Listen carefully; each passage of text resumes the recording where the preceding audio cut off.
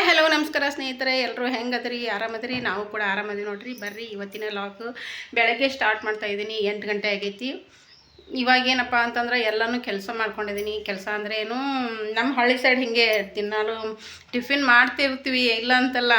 ಮಕ್ಕಳು ಇಲ್ಲೇ ಇದ್ದಾಗ ದಿನಾಲು ಟಿಫಿನ್, ಬೆಳಗ್ಗೆ ಟಿಫಿನು, ಮಧ್ಯಾಹ್ನ ಊಟ, ರಾತ್ರಿ ಊಟ ಈ ಥರ ಆಗ್ತಿತ್ತು. ಈ ಥರ ರೂಢಿನೂ ಆಗಿಬಿಟ್ಟಿತ್ತು. ಇವಾಗ ಮಕ್ಕಳು ಇಲ್ಲ, ಅಲ್ಲಿ ಹಾಸ್ಟೆಲ್ ಬಿಟ್ಟಿದ್ದೀವಿ. ಹೀಗಾಗಿ ಅದ್ರಾಗ ಅತ್ತಿ ಬೇರೆ ಇದ್ರೆ ನಾವು ಏನೇ ಟಿಫಿನ್ ಮಾಡಿದ್ರು ಅತ್ತಿಗೆ ರೊಟ್ಟಿ ಮಾಡಿ ಕೊಡಲೇಬೇಕು. ಇದು ಒಂದು ರೂಲ್ಸ್ ಐತೆ ನಮ್ಮ ಮನೆಯೊಳಗೆ. ಯಾಕಂದ್ರೆ ಅವ್ರು ಟಿಫಿನ್ ತಿನ್ನಲ್ಲ, ತಿಂದ್ರೂ ರೊಟ್ಟಿ ಬೇಕು ಅವರಿಗೆ. ಒಂದು ರೊಟ್ಟಿ ತಿಂದುಬಿಟ್ಟೆ ಟಿಫಿನ್ ತಿನ್ನೋದು, ಆ ಥರ ಪದ್ಧತಿ ಐತಿ ಅವ್ರ ಬಲ್ಯಕ್ಕೆ. ಹೀಗಾಗಿ ನಾನು ಇವಾಗಲೇ ರೊಟ್ಟಿ, ಪಲ್ಯ, ಅನ್ನ, ಸಾರು ಎಲ್ಲ ಒಂದೇ ಟೈಮ್ ಮಾಡಿಬಿಡ್ತೀನಿ. ಮತ್ತು ಸಂಜೆಗೆ ಒಂದೆರಡು ರೊಟ್ಟಿ ಮಾಡಿರ್ತೀನಿ. ಹೀಗಾಗಿ ಬರ್ರಿ ಇವತ್ತು ಏನೇನು ಮಾಡೀನಿ ಏನೇನಿಲ್ಲ ತೋರಿಸ್ತೀನಿ. ಹಾಗೆ ನಿಮ್ಮ ಜೊತೆ ಒಂದು ವಿಷಯ ಹಂಚ್ಕೊಳ್ಳೋದೈತೆ. ನಾನು ಎಲ್ಲರ ಜೊತೆ ಒಂದು ವಿಷಯ ಶೇರ್ ಮಾಡೋದೈತಿ. ಹೀಗಾಗಿ ಬೆಳಗ್ಗೆ ವಿಡಿಯೋ ಸ್ಟಾರ್ಟ್ ಮಾಡ್ತಾಯಿದ್ದೀನಿ. ಬರ್ರಿ ಅಡುಗೆ ಮನೆಯಲ್ಲಿ ಏನೇನು ಮಾಡೀನಿ, ಇನ್ನೂ ಏನು ಮಾಡಬೇಕು ಅಂತ ತೋರಿಸ್ತೀನಿ. ಓಕೆ ನೋಡಿರಿ, ಇದು ನಮ್ಮ ಅತ್ತೆ ಫೇವ್ರೇಟು. ಯಾವಾಗಲೂ ಹೇಳ್ತಿರ್ತಾವ್ರು, ಯಾವಾಗಲೂ ಉಣ್ತಿದ್ರಂತವ್ರು. ಅವಾಗ ಈ ಥರ ಮಾಡ್ತಿದ್ದಿಲ್ಲ ಅವ್ರು. ಅವೇನು ಒಂದು ಪಳಗೆ ಬೆಳ್ಳುಳ್ಳಿ ಜಜ್ಜಿಬಿಟ್ಟು ಇದನ್ನು ಮಾಡಿ ಮಾಡೋಂಥವ್ರು. ಇದು ಹುರುಳಿ ಕಾಳಿನ ನೋಡಿರಿ, ಹುರುಳಿ ಕಾಳಿನ ಸಾಂಬಾರು ಮಾಡಿದ್ದೀನಿ. ರೊಟ್ಟಿ ಒಳಗೂ ಆಗುತ್ತೆ, ಅನ್ನದೊಳಗೆ ಆಗುತ್ತೆ ಅಂತ ಹೇಳಿಬಿಟ್ಟು ಹುರುಳಿ ಕಾಳಿನ ಸಾಂಬಾರು ಮಾಡಿದೆ. ಆಮೇಲೆ ಅನ್ನಿಸ್ತು ಪುಂಡಿ ಪಲ್ಯ ಇತ್ತಲ್ವ, ಇಲ್ಲ ನುಚ್ಚಕ್ಕೆ ಪುಂಡಿ ಪಲ್ಯ ಮಾಡಬೇಕು ಅಂಥೇಳಿ ಮನಸ್ಸಿಗೆ ಅನಿಸ್ಬಿಡ್ತು. ಯಾಕಂದ್ರೆ ಸ್ನೇಹಿತರೆ 2-3 ದಿನ ಹುಷಾರಿರಲಿಲ್ಲ, ಊಟ ಅನ್ನೋದೇ ಹೋಗಿದ್ದಿಲ್ಲ ನನಗೆ. ನೋಡಿರಿ ಅನ್ನ, ಆಮೇಲೆ ನುಚ್ಚಕ್ಕೆ ಪುಂಡಿ ಪಲ್ಯ ಬೇರೆ ಮಾಡಿದ್ದೀನಿ. ನೋಡಿರಿ ಸಖತ್ತಾಗಿದೆ ಪುಂಡಿ ಪಲ್ಯ. ಬರ್ರಿ ಯಾರಿಗೆಲ್ಲ ಪುಂಡಿ ಪಲ್ಯ ಉಣ್ಬೇಕು ಅನ್ನಿಸ್ತದ ನೋಡಿರಿ. ಮಸ್ತ್ ಟೇಸ್ಟು. ಇವಾಗ ನೋಡಿರಿ ಸ್ಮೆಲ್ ಅಂದ್ರೆ ಘಮ್ ಅಂತಿದೆ, ಅಷ್ಟೊಂದು ಟೇಸ್ಟ್ ಆಗಿದೆ. ಹುಷಾರಿಲ್ಲದೆ ಇರೋದಕ್ಕೆ ನನಗೆ ಊಟ ಮಾಡೋದೇ ಆಗಿದ್ದಿಲ್ಲ, ಸರಿಯಾಗಿ ಹೊಟ್ಟೆನೇ ತುಂಬ್ತಿದ್ದಿಲ್ಲ, ಊಟನೂ ಮಾಡಿದ್ದಿಲ್ಲ. ಊಟ ಅಂದರೆ ಒಲ್ಲ ಅನ್ನಿಸ್ಬಿಡ್ತಿತ್ತು. ಹೀಗಾಗಿ ಇವತ್ತಿಷ್ಟೆಲ್ಲ ಮಾಡಿ ಈಗ ರೊಟ್ಟಿ ಮಾಡ್ಬೇಕು ನೋಡಿರಿ. ಪುಂಡಿ ಪಲ್ಯ ಆಗೈತಿ, ಆಮೇಲೆ ಅನ್ನ, ಬಿಸಿ ಅನ್ನ, ಆಮೇಲೆ ಹುರುಳಿ ಕಾಳಿನ ಸಾಂಬಾರು, ಇಷ್ಟೆಲ್ಲ ಆಗೈತಿ. ಇವಾಗ ರೊಟ್ಟಿ ಮಾಡ್ತೀನಿ. ಹಾಗೆ ಇನ್ನೂ ಸ್ವಲ್ಪ ಉಳ್ಳಾಗಡ್ಡಿ ಖಾರ ಕುಟ್ಕೋಬೇಕು ಅಂದ್ಕೊಂಡಿದ್ದೀನಿ. ಯಾಕಂದ್ರೆ ಪುಂಡಿ ಪಲ್ಯ ಕಾಂಬಿನೇಷನ್ ಉಳ್ಳಾಗಡ್ಡಿ ಖಾರ ಅಲ್ವಾ. ಉಳ್ಳಾಗಡ್ಡಿ ಖಾರ ಕುಟ್ಕೊಂಡ್ಬಿಟ್ಟು ಆಮೇಲೆ ರೊಟ್ಟಿ ಹಂಚಿಡ್ತೀನಿ. ಈ ಥರ ಮಾಡಕತ್ತಿ ನೋಡಿರಿ. ಯಾಕೋ ನನಗೆ ಇವತ್ತು ಊಟ ಮಾಡಬೇಕು ಅಂತ ಅನ್ಸಾಕತ್ತೈತಿ. ಅದಕ್ಕೆ ಹಿಂಗೆ ನೋಡಿರಿ, ಮನುಷ್ಯನಿಗೆ ಹುಷಾರಿಲ್ಲದ ಇರುವಾಗ ಅನ್ನದ ಬೆಲೆ ಅವಾಗೆ ತಿಳಿತೈತಿ. ಆ್ಯಕ್ಚುಲಿ ಹೇಳ್ಬೇಕಂತಂದ್ರೆ ಹುಷಾರಿಲ್ಲದೆ ಇರುವಾಗ ಹೊಟ್ಟೆ ಹಸು ಆಗ್ತಿರ್ತೈತಿ, ಆದರೆ ಊಟ ಸೇರ್ತಿರಂಗಲ್ಲ. ಈ ಥರ ಆಗ್ತಿರ್ತೈತಿ. ಆ ಟೈಮಲ್ಲೇ ಗೊತ್ತಾಗುತ್ತೆ ಅನ್ನದ ಬೆಲೆ, ಹಸುವಿನ ಬೆಲೆ. ನೋಡಿರಿ ನನಗಂತೂ ಇವತ್ತು ಫುಲ್ ಹುಷಾರಾಗೈತಿ. ಊಟ ಮಾಡಬೇಕು ಅಂತ ಮನಸ್ಸಿಗೆ ಬಂದೈತಿ. ಅದಕ್ಕೆ ಚಂದಾಗ ಒಂದು ಸ್ವಲ್ಪ ಅಡುಗೆ ಮಾಡ್ಕೊಂಡು ಊಟ ಮಾಡೋದ್ರೊಳಗೆ ಒಂದು ಹಿತ ಇರ್ತೈತಿ, ಒಂದು ಖುಷಿ ಇರ್ತೈತಿ, ಆಮೇಲೆ ಹೊಟ್ಟೆನೂ ತುಂಬತೈತಿ. ಹಿಂಗಾಗಿಬಿಟ್ಟು ಈ ಥರ ಮಾಡಕತ್ತೀನಿ. ಬರ್ರಿ ಇವಾಗ ಉಳ್ಳಾಗಡ್ಡಿ ಖಾರ ಕುಟ್ಕೊತೀನಿ. ಓಕೆ ಸ್ನೇಹಿತರೆ, ಹಿಟ್ಟು ಸೋಸ್ಕೊಂಡಿದ್ದೀನಿ ನೋಡಿ, ರೊಟ್ಟಿ ಮಾಡಬೇಕು. ಈ ಹಿಟ್ಟಿನ ಬಗ್ಗೆ ನಿಮ್ಗೆ ಹೇಳಬೇಕು. ಏನಪ್ಪ ಅಂತಂದ್ರೆ ನೋಡಿರಿ, ಜೋಳ ನಾವು 7,000 ರೂಪಾಯಿ ಕ್ವಿಂಟಲ್ದಂಗೆ ಜೋಳ ತೊಗೊಂಡಿದ್ದೀವಿ.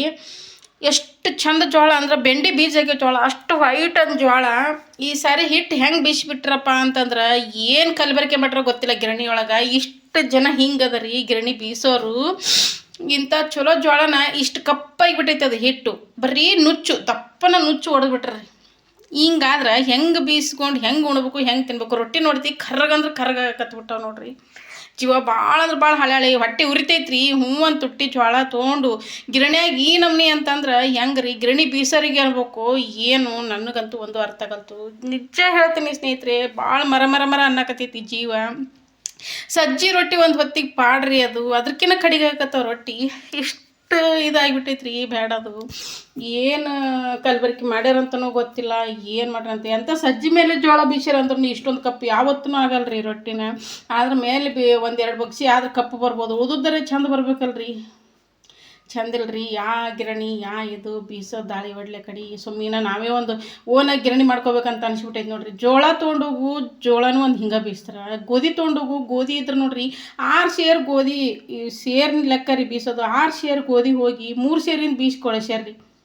ಹೆಂಗೆ ಮಾಡ್ಬೇಕ್ರಿ ಹಿಂಗಾದ್ರೆ? ಹೆಂಗೆ ರೋಮ ದುಡಿದು ಮೈ ಹೈರಾಣಾಗಿ ರೊಕ್ಕ ಕೊಟ್ಟು ತಂದಂಥ ಮಾಲ ಈ ಥರ ಬೀಸರ್ ಬಲ್ಲಿ ಈ ಥರ ಐತೆ ಅಂದ್ರೆ ಏನು ಮಾಡ್ಬೇಕು ಹೇಳ್ರಿ? ಜೀವ ಭಾಳ ಮರ ಅಂತೈತ್ರಿ. ಅಂತ ರೋಮ ದುಡಿದು ದುಡ್ಡಿನೊಳಗೆ ಕಾಳುಗಳು ತಂದ್ರೆ ಬೀಸ ಗಿರಣಿಯರು ಈ ಥರ ಮಾಡ್ತಾರೆ ನೋಡ್ರಿ. ಏನು ಹೇಳ್ಬೇಕಿಂತ ರೀತಿ ಜೀವ ಭಾಳ ಹಾಳಾತ್ರಿ. ನನಗಂತೂ ಭಾಳ ಮರ ಅನ್ನತ್ರಿ. ಚಲೋ ಜೋಳ ಒಂದಿನೂ ಈ ಥರ ಆಗಿಲ್ಲ. ರೊಟ್ಟಿ ತೋರಿಸ್ತೇನೆ ರೀ, ರೊಟ್ಟಿ ಮಾಡಿದ್ವಾಗ ತೋರಿಸ್ತೇನೆ ರೀ. ಮೊದಲು ಮಾಡಿದ ರೊಟ್ಟಿನೂ ಅದಾವು, ಅವನು ತೋರಿಸ್ತೀನಿ. ಈ ಸದ್ ಬೀಸ್ಕೊಂಬಂದಿವಲ್ಲ ಈ ಹಿಟ್ಟಿನೊಳಗಿಂದ ರೊಟ್ಟಿನೂ ತೋರಿಸ್ತೀನಿ ನಿಮಗೆ ಹಂಗಾಗೈತೆ. ಜೋಳನೂ ಹಾಗೆ ಮಾಡಿದ್ರೆ ಗಿರಣಿಗೆ, ಆಮೇಲೆ ಗೋಧಿನೂ ಹಿಂಗೆ ಮಾಡಿದ್ರೆ ಎಲ್ಲಿ ಹೋಗಿ ಸಾಯ್ಬೇಕ್ರಿ ಹೇಳ್ರಿ? ನಾವೆಲ್ಲನೂ ಕೊಂಡು ತಿನ್ನೋಂಥವ್ರು ನಾವು. ಪ್ರತಿಯೊಂದು ಕೊಂಡಬೇಕು. ನಮಗೇನು ಎಲ್ಲಿ ಹೊಲದು ಬರಲ್ಲ, ಮನೆದು ಬರಲ್ಲ, ಯಾವುದು ಬರಲ್ಲ. ಈ ಥರ ಆದಾಗ ಇರಬೇಕು ಸಾಯಬೇಕು ಒಂದು ಲೆಕ್ಕಕ್ಕೆ ಹೇಳೋಕ್ಕಾಗಲ್ಲ ರೀ. ಅಷ್ಟು ಮನಸ್ಸು ಬ್ಯಾನಾಗಿಬಿಟ್ಟೈತೆ ರೀ ಬೀಸೋದ್ರ ಕಾಲಾಗ, ಬೀಸೋರು ಗಿರಣಿಯವ್ರ ಮೇಲೆ. ಏನು ಮಾಡ್ತೀರಿ? 5-6 ಸೇರದ ಹಿಟ್ಟು, ಒಂದು 4 ಸೇರು ಜೋಳ ಆಗಷ್ಟು ಬೀಸಿ ಕಳ್ಸ್ಯಾರ. ಹಿಂಗಾದ್ರೆ ಹೆಂಗೆ ಮಾಡ್ಬೇಕ್ರಿ ನಾವು? ಅವ್ರಿಗೆ ಓಕೆ ಸ್ನೇಹಿತರೆ, ನೋಡಿರಿ ರೊಟ್ಟಿ ನೋಡಿರಿ ಈ ಥರ ಕಪ್ಪಾಗಕತ್ತವ ರೊಟ್ಟಿ. ಸಜ್ಜಿ ರೊಟ್ಟಿ ಸೇಮ್ ಸಜ್ಜಿ ರೊಟ್ಟಿ ಆದಂಗೆ ಆ ಥರ ಆಗತ್ತವು. ಆಮೇಲೆ ತಿನ್ನೋಕ್ಕೂ ಅಷ್ಟು ರುಚಿ ಬರೋಲ್ಲ ಬಾಯಲ್ಲೇ. ನೋಡಿರಿ ಇಲ್ಲಿ ನೋಡಿರಿ ಹಿಟ್ಟು ನೋಡಿರಿ.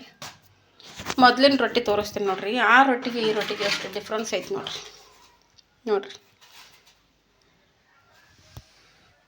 ನೋಡಿರಿ ಸ್ವಲ್ಪ ಫುಲ್ ಕಪ್ ಅಂದ್ರೆ ಕಪ್ಪ. ಅಯ್ಯಪ್ಪ ಏನು ಮಾಡ್ತಾರೆ, ಇರಲಿ. ಅನ್ನ ಅಲ್ವಾ, ಕಣ್ಣಿಗೆ ಹೊತ್ಕೊಂಡು ತಿನ್ನಬೇಕು. ಅನ್ನದ ಮೇಲೆ ನಾನು ಯಾವತ್ತೂ ದ್ವೇಷ ಮಾಡಲ್ಲ. ಆದರೂ ಈ ಥರ ಆದಾಗ ಏನು ಮಾಡಬೇಕು? ದುಡ್ಡು ಕೊಟ್ಟು ಒಳ್ಳೆ ಮಾಲ್ ತೊಗೊಂಡು ಬಂದಿರ್ತೀವಿ, ಅದು ನಮ್ಮ ಹೊಟ್ಟೆಗೆ ಹತ್ತೋದಿಲ್ಲ ಅಲ್ವಾ?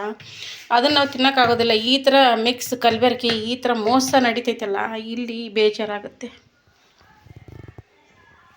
ಏನು ಮಾಡೋಕ್ಕಾಗಲ್ಲ.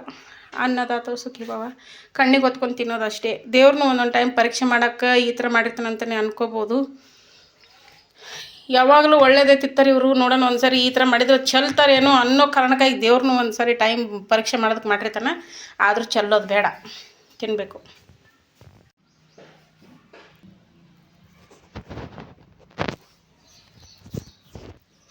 ಓಕೆ ಸ್ನೇಹಿತರೆ, ನೋಡಿರಿ ಪುಂಡೆ ಪಲ್ಯ, ಆಮೇಲೆ ಉಳ್ಳಾಗಡ್ಡಿ ಖಾರ, ಇದು ಹುರುಳಿಕಾಳಿನ ಸಾಂಬಾರು, ಆಮೇಲೆ ರೊಟ್ಟಿ.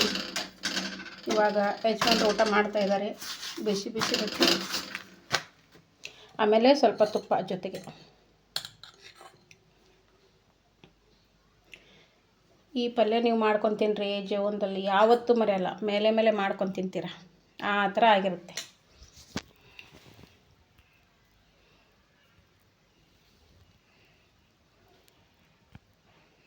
ಓಕೆ ಬರ್ರಿ ಎಲ್ಲರೂ ಊಟಕ್ಕೆ. ಊಟ ರೆಡಿ ಆಯ್ತು ನೋಡಿರಿ.